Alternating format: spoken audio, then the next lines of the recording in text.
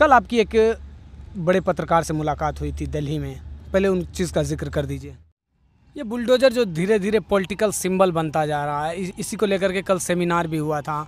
आपको क्या लगता है कि देश की राजनीति अब उस पैमाने पे आके खड़ी हो चुकी है कि जहां एक बुलडोज़र फैसला करे कि देश में किसका घर तोड़ा है, किसका घर नहीं तोड़ा? जनता का ये मानना है और एक सर्वे निकल के आया है कि जो योगी आदित्यनाथ का कार्यकाल शासन 2.0 है उत्तर प्रदेश में, उनमें 70% लोगों का कहना है कि न्यायिक विरासत की वजह से ही संवैधानिक न्यायिक प्रक्रिया दिखाते हैं योगी जी, इसलिए फिर से सत्ता में आने से काबिज रहे। कल जनता सही मान रही है, लोकतंत्र में जनता ही सर्वोपरि होती है, जनता ही सब कुछ तय करती है। अब्राहम लिंकन एक अमेरिका के प्रेसिडेंट रहे हैं, वो बोल रहे थे कि लोकतंत्र जनता का, जनता द्वारा जनता के लिए बनाया गया शासन। आपकी ट्वीट हमेशा एक ही सत्ता के विरोध रहती है, क्या इसका कोई खास कारण? के छात्रों और हमारे पत्रकारिता में सिखाया जाता है, आपका धर्म है पत्रकारिता, तो सबसे पहले निष्पक्षता लाइए अपने अंदर। कल ही मैंने अखिलेश यादव पे बहुत कड़वा ट्वीट किया था, आजम खान साहब पे किया था, क्योंकि वहाँ लगा था कि उन्होंने गलती किया है। मैं चाहता रहता हूँ कि मेरे देश का राजनीति ऐसा हो ना कि हेल्दी राजनीति हो, इधर से भी द्वंद्व फेंका जाए शब्दों का, उधर से भी द्वंद्व फेंका जाए शब्दों का। मैंने पत्रकारिता तारीफ़ करने के लिए नहीं चुनी है, मैंने पत्रकारिता हकीकत के लिए चुनी है, तो मैं हकीकत ही बताऊँगा। निसंदेह बीजेपी ने अच्छा किया था वहाँ, इसलिए जीती है वो। शोला बयानी से ज़्यादा कौन समझेगा, लहू का रंग पानी से ज़्यादा कौन समझेगा, और अजी कुदरत की लाठी में कहाँ आवाज़ होती है, ये बातें आडवाणी से ज़्यादा कौन समझेगा। वो दरअसल तो आप इस हित में है कि देश के राष्ट्रपति आडवाणी जी को बनाया जाए, जिन्होंने 1992 में बाबरी मस्जिद के खिलाफ रथ यात्रा निकाली थी। वो रथ यात्रा नाम का रथ यात्रा था, बल्कि वो टोयोटा की एयर कंडीशन गाड़ी जो अपने पीछे राजतंत्र पे एक काला धुआं छोड़ती चली गई। कश्मीरी पंडित को लेकर के बड़ा दर्द है आप में, ये दर्द निकलता क्यों है और ये आए दिन ये दर्द का पैमाना बढ़ता क्यों जा रहा है कश्मीरी पंडित को लेकर के? तपस्या करने के लिए आपको तो प्रधानमंत्री नहीं बनाया गया है, आपको तो देश का विकास करने के लिए बनाया गया है। तो जरा सोचिए इस बात पे।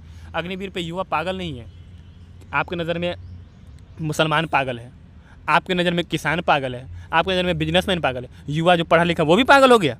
CA/NRC को लेकर के भी काफ़ी एक लंबे समय तक, लंबे अंतराल तक, आज़ादी के बाद उस समय की सबसे लंबी प्रोटेस्ट थी, उसका भी जिक्र हुआ, लेकिन वो CA/NRC वापस नहीं हो सकता। तो आपको लगता है कि किसान तबका से कमज़ोर आप लोग का प्रदर्शन रहा था CA/NRC को लेकर के?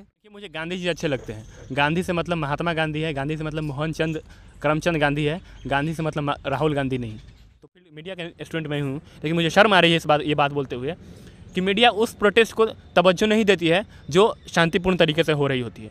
ज़रा सा उग्र हुआ सीधे कवरेज देने लगती है, और कवरेज देती है तब जाकर सरकार के कान पे थोड़ी सी जू रेंगती है, लेकिन सरकार भी बहुत बेहिश हो चुकी है।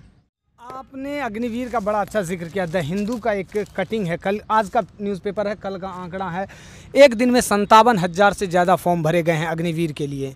तो क्या युवा अब खुद से हार मान चुके हैं, सोच रहे हैं कि लास्ट यही रास्ता है कि अब अग्निवीर के बनने के लिए 4 साल की नौकरी ली जाए? तो ये आंकड़ों में कौन से लोग शामिल है? क्या प्रोटेस्ट वाले शामिल है या एक अलग तबका है फॉर्म भरने वालों का? क्योंकि मुसलमानों की बात उनमें एक अच्छी पकड़ रखती है, मुसलमान उनको अपना रोल मॉडल मानते हैं।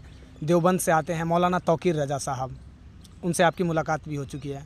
उनका ये कहना था कि जो नुपुर शर्मा को केस को लेकर के वैश्विक स्तर से भारत को लताड़ा जा रहा था, भारत की आलोचना की जा रही थी, भारत के को लेकर के एक अलग धारणाएं बनी जा रही थी मुस्लिम कंट्रीज़ में, गल्फ़ कंट्रीज़ में।